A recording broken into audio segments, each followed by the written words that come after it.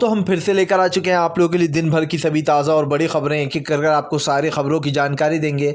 आज देश दुनिया में क्या कुछ हो रहा है। दरअसल सबसे पहली जो बिग ब्रेकिंग निकल कर आ रही, जी हाँ, आप लोग बता दें ज्योतिरादित्य सिंधिया ने छोड़ी बीजेपी, हुए आप लोग बता दें फिर से कांग्रेस में शामिल। जी हाँ, ज्योतिरादित्य सिंधिया का एक वीडियो वायरल जिसमें वो कहते हुए नजर आना है, जी हाँ, आने वाले चुनाव में आपको कांग्रेस को वोट देना है और पंजे पर दबाना है। इसके बारे में आपको विस्तार से बताएंगे। वहीं पर दूसरी बिग ब्रेकिंग में हम आपको बताएंगे, शत्रुघ्न सिन्हा ने बोला पीएम मोदी पर अपना हमला, कहा जात पात की राजनीति करना बंद कर दे बीजेपी।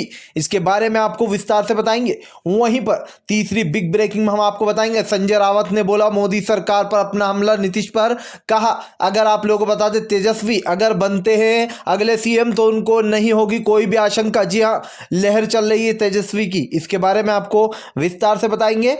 वहीं पर अगली बिग ब्रेकिंग में हम आपको बताएंगे, दरअसल आप लोग बता दें बेरोजगारी के मुद्दे पर रविश कुमार ने उठाए सवाल, कहा आज देश का युवा है बेरोजगार। नीतीश ने काम तो किए लेकिन बिजली और रोड के अलावा भी कई काम होते हैं जिसमें चूक गई पिछले 15 साल में। इसके बारे में भी आपको विस्तार से बताएंगे। वहीं पर अगली बिग ब्रेकिंग में हम आपको बताएंगे, दरअसल आप लोग बता दें दूसरे चरण की तैयारी। जी हाँ, आज पीएम मोदी की 3 रैलियां, बुरी तरीके से जो यहाँ पर लोगों का आक्रमण, इसी के बढ़ते हम आपको बताएंगे कैसे लोग गुस्सा हैं, इसके बारे में भी आपको विस्तार से बताएंगे। वहीं पर अगली बिग ब्रेकिंग में हम आपको बताएंगे, दरअसल आप लोग बता दें एनआरसी और एनआरपी का जख्म अभी भी नहीं भूले हैं लोग। जी हाँ, दरअसल आप लोग बता दें करमगर चौक तिलकधारी लोगों ने भी बोला मोदी सरकार पर अपना हमला, कहा जात पात के नाम पर वोट मांगते पीएम मोदी। जब हमारी आप लोग बता दें जिस तरीके तिलकधारियों ने यहाँ पर पीएम मोदी की सारी सच्चाई खोल कर रख दी है। जी हाँ, कहा अमित शाह और पीएम मोदी नहीं है हिंदू, दोनों जैन धर्म के जहां पर भगवान को नहीं पूजा जाता। इसके बारे में भी आपको विस्तार से बताएंगे। तो सारी खबरें एक एक कर देंगे। वहीं पर अगली बिग ब्रेकिंग में ये भी बताएंगे कैसे तेजस्वी की जो यहां पर भयंकर आंधी चल रही है जिसमें बीजेपी के सारे पत्ते खुल गए। जी हां, बाहर हो गई है बीजेपी। इसके बारे में भी आपको विस्तार से बताएंगे। खैर चलिए बढ़ते हैं सबसे पहली और सबसे बड़ी खबर की ओर। तो सबसे पहली जो बिग ब्रेकिंग निकल आ रही है, आप लोग बता दें बिहार चुनाव में आम जनता ने बोला मोदी सरकार पर अपना हमला, कहा मोदी सरकार को पसंद है रट्टू तोते। जी हां, दरअसल आप लोग बता दें जिस तरीके से पीएम मोदी की एक सोशल मीडिया पर तस्वीर वायरल हो रही है जो कि कल मैंने आपको बताई थी, अब उस तस्वीर को लेकर लोगों ने मोदी सरकार पर कसा तंज। आज 3 रैलियां थी उनकी बिहार में, ऐसे में आप लोग बता दें लोगों ने जमकर की फजीयत, कहा मोदी सरकार को पसंद रट्टू तोते, तोते बिठाने की क्या जरूरत थी कंधे पर। जी हाँ, गोदी मीडिया है तो गोदी मीडिया को बिठा लेना था, वो क्या किसी तो रट्टू तोते से कम है। जी हाँ, जिस तरीके से बीजेपी की बड़ाई करती है गोदी मीडिया, उसको लेकर आप लोगों को बता दें बिहार की जनता ने बड़ा हमला बोला मोदी सरकार पर। खैर चलिए बढ़ते हैं एक और अगली बिग ब्रेकिंग की तरफ।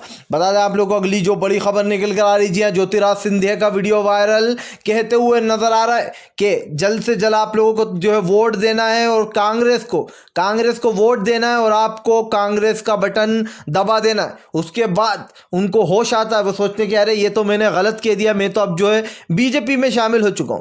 दरअसल ज्योतिरादित्य सिंधिया के ऊपर कांग्रेस का इतना ज्यादा सुरूर चढ़ा हुआ है कि उनको लगता है कि वो अभी भी जो है यहां पर कांग्रेस में ही। अब आप सोचिए चुनाव प्रचार के दौरान इतनी बड़ी गलती कोई कैसे कर सकता है कि चलो एक पल को मैं ये मान भी लूं कि मुंह पे चढ़ा हुआ कांग्रेस, लेकिन उसके बाद तो इंसान समझ जाता है कि कांग्रेस को वोट देना है। लेकिन उसके बाद उन्होंने ये भी बोला कांग्रेस को वोट देना है और बटन दबा देना है कांग्रेस का।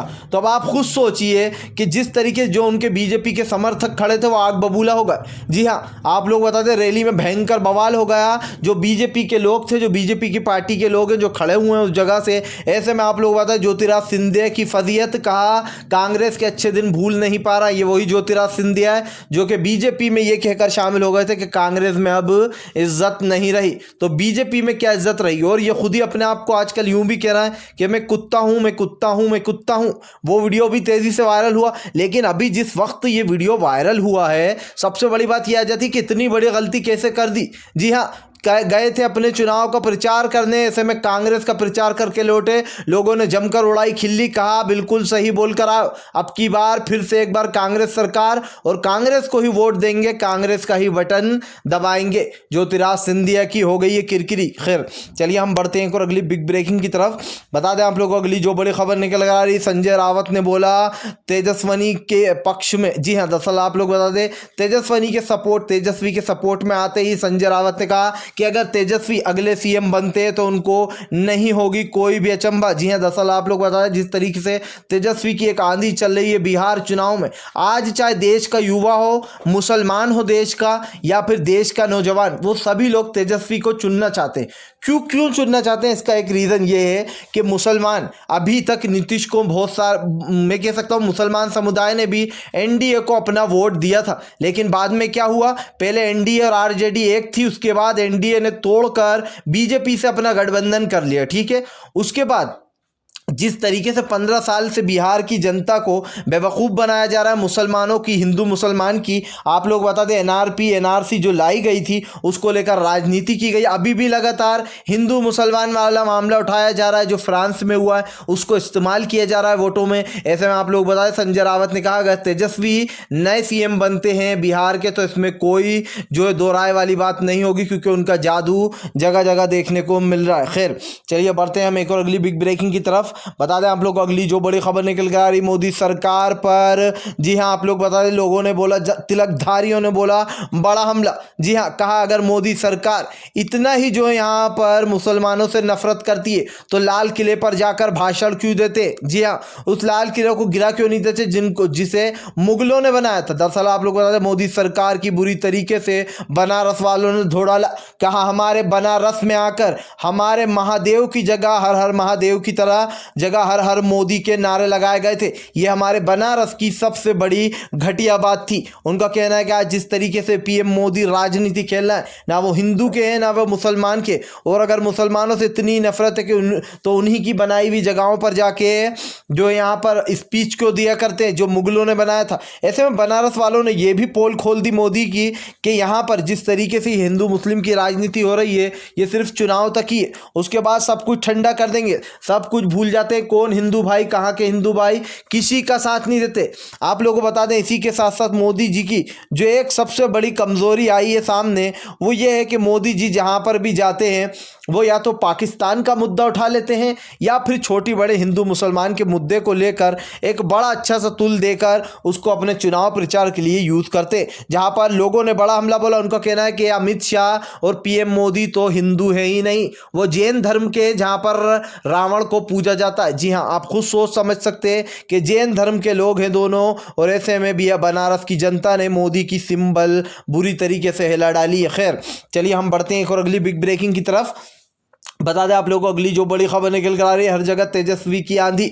जी हाँ, दरअसल आप लोग बता दें रविश कुमार आए तेजस्वी के सपोर्ट में, कहा बिहार की जनता को पिछले 15 साल से बेवकूफ़ बनाई जा रही है एनडीए की सरकार। इस बार एनडीए नहीं बल्कि इस बार आरजेडी, जी हाँ, गठबंधन को वोट देना। दरअसल आप लोग बता दें तेजस्वी एक नए हैं, नए दौर के युवा हैं और उनकी सोच जो है वो काफ़ी क्लियर है, जात पात धर्म की फ़िलहाल तो नहीं है उनकी सोच, और ऐसे में वो बिहार की जनता को देना चाहते हैं नौकरियां, और जो बिहार में जो चीज़ें पिछले 30 से 15 सालों में नहीं हुई हैं वो 15 साल आगे ले जाना चाहते हैं बिहार को। ऐसे में रविश कुमार ने कहा कि यहाँ पर काम तो किए नीतीश कुमार ने काम तो किए, लेकिन रोड और बिजली के अलावा भी लोगों की कई समस्याएं जो कि आज तक पूरी नहीं की गई। आज बिहार में सबसे ज़्यादा बेरोजगारी बढ़ी है, ऐसे में सबसे पहले नीतीश को बेरोजगारी हटाना थी।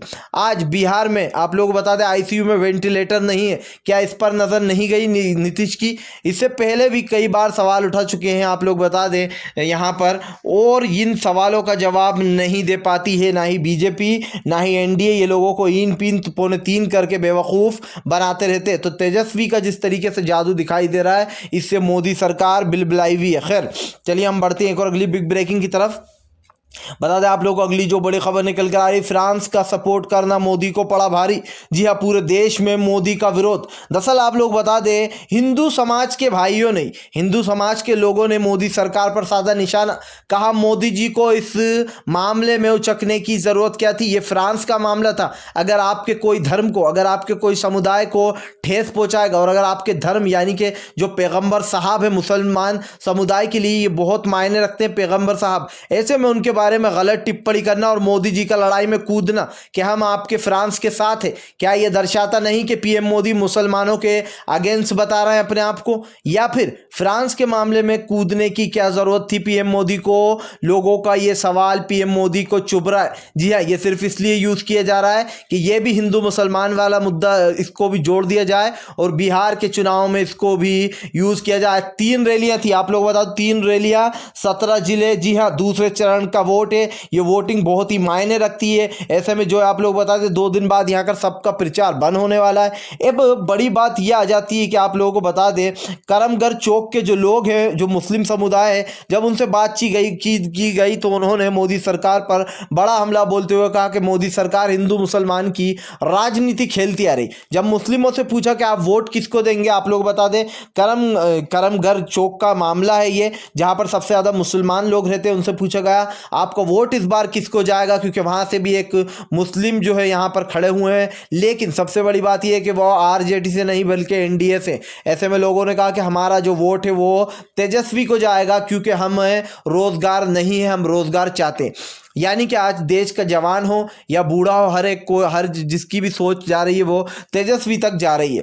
खैर, अगर आप भी पीएम मोदी की इन सभी गलत नीतियों का दिल से विरोध करते हो तो इस वीडियो को दिल से लाइक करके हमारे चैनल को सब्सक्राइब करके अपना समर्थन जरूर दर्ज कराइएगा, क्योंकि हम एक ऐसे निष्पक्ष पत्रकार हैं जो कि आप तक सिर्फ सच और सच पहुंचाने की कोशिश करते हैं। तो हम मिलेंगे आपसे नेक्स्ट वीडियो में, तब तक के लिए वंदे मातरम, जय हिंद।